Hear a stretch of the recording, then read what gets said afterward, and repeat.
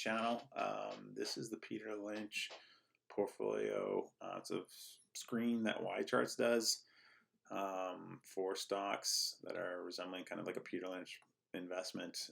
They screen for whether or not a company is a small cap, has a low PEG ratio, a reasonable debt to equity ratio, and something of a dividend as well. It's changes every once in a while, so this is just an update to what's happening with portfolio. There's a few new names, one of them being Central Pacific Financial Corp, ticker symbol CPF. This is not a recommendation, by the way. I don't really know a lot about this company. Make sure you do your own due diligence if you think about investing in this at all. This is just a quick overview. YCharts gives it a value score of 10 out of 10, fundamental score of 9 out of 10, and historical multiple for valuation is favorable by 29.51%. It says here, Central Pacific Financial Corp operates in the financial services sector in the United States, is a full-service commercial bank, offering a broad range of banking product services, including accepting time deposits. The bank's deposits, I'm just going to skip over a lot of this. The bank's deposits are insured by the Federal Deposit Insurance Corporation up to applicable limits. The bank is not a member of the Federal Reserve System.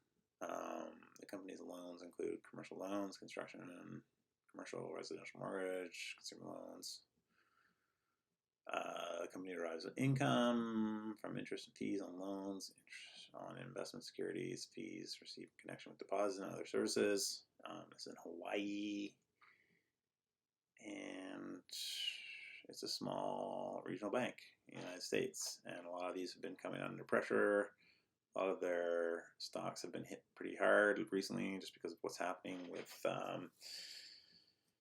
the Federal Reserve and interest rate policy affecting banks. A lot of them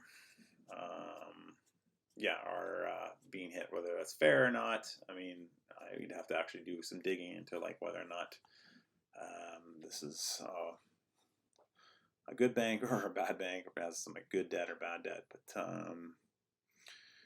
nonetheless, this is a theme that we're seeing. I've been seeing a lot of lately, and a lot of small banks have been hit hard recently, and their share prices have come down. So maybe there's some bargains out there, but I'm definitely in no rush to be buying in on any of them right now. The market cap, it's just under 500 mil. Has a dividend yield forward of 6.15%. Revenue growth, just 5 years, over 5%. Quarterly revenue growth year over year, just over 4%. EPS diluted 5-year growth, almost 15%.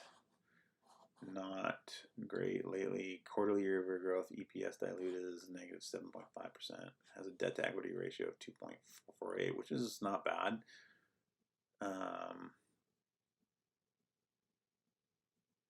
I think Peter Lynch has a rule where he says anything under 0.75 is decent. I'd have to double check that, but I'm pretty sure that's his general rule for debt to equity ratios. So by his standards, that's pretty reasonable. Return on equity is just over 15%. Price to book value is just under 1. And that's P 6.134. Let's look at some of the key stats.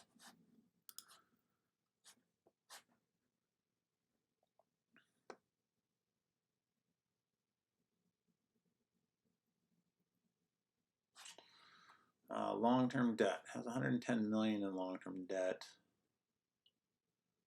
and then it has 783.84 million in cash,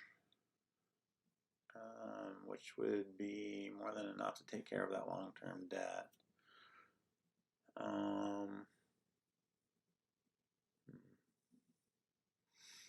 Has 26.97 million in shares outstanding.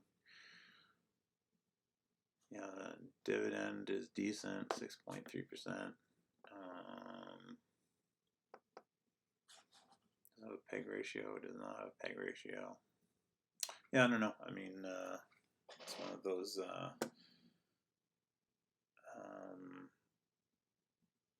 investments where, yeah, you'd have to do some more research and some of these.